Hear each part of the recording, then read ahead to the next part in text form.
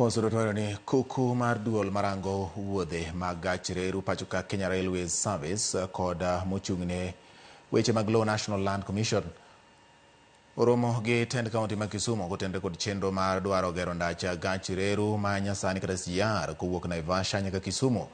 Kaka ripota marwa Millicent Adhiambo leronwa romo makama bende geto poro wach ewi kaka ibiro taa chenro mag chulo joma ibiro dar e lopegi ka opacho ganda kachiel kod winjo ywak mag jopiny ewi gedo mar ndach reruno.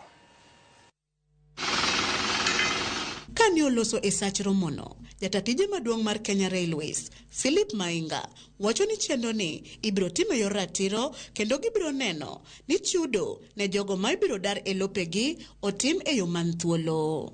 We expect this project to take almost 12 months, and we are saying by probably June 2027 the project will be completed, depending on many other issues. Jotelo e kaunti ma Kisumu korka korgi ne orwako chenro makamano ka gikwayo mondo binywan jomatindo e yor miyo gi tije e gedo makamano, rit lope kod mwandu jopiny kachiel kod keto kare andike duto madwarore ne jogo ma chenro ni biro mulo. And I know that the railways will have all the support that they need from the government, and that the contractor must be given the support and leeway to move and work freely and very fast. So we will give you all the relevant support for as long as you harness public engagement. The leadership of the project to consider our young people of Kisumu County. We know that Kisumu is facing a serious youth bulge that if not taken care of, then we may not have a country. And we are pleading with you that when you get that railway station here in Kibos, recognize it, please. Either Baba's name or Jaramogi or somebody we can associate with. Commissioner Manyanza, Flora Morowa, korka kore, neo yango ni SGR no, biro tingo malo oala, e kaunti ma Kisumu kod aluora mare, ka okoyo mondo, bitim chenro mag chudo, e yor ratiro maonge mibadhi. We are also going to gain a lot and promote economic interdependence. I would like to request the leaders present to help us in making sure that only the affected people are compensated.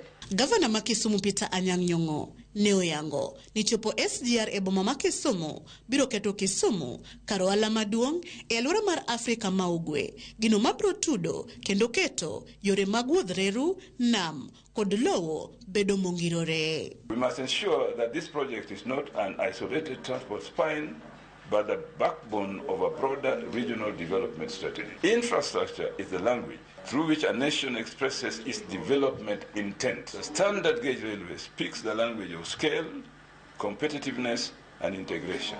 Chenro mar gero ndach gach okolo kata SGR kowuok Naivasha nyaka Kisumu en mar tielo mar ariyo ka borne biro romo kilomita 264. Kaluwore gi chenro ni, gedo no biro kawo olalo 79 e kind kilomita 43, aochi aboro e bwo kilomita 14.26 kod rageng kata Calvert gi dho ngere 376 maborgi romo kilomita 7. E chak gedo mare obiro bedo gi tesende 26, achiel mabiro bedo log tich mare mabiro riwo tesende 17, ariyo biro bedo kuonde loro osigo bang' kilomita 8.68 nyaka obiochope tesende maduong' ma Kisumu. Magi biro tok jatend migawo mochung'ne weche wuoth pachoka Davis Chirchir golo chik dweche 3 mokalo mondo chenro mar gero gach reru manyasani kata SGR kowuok Malaba, Naivasha nyaka Kisumu ochaki ayanga. Millicent Adhiambo, Ramogi TV, Kisumu County.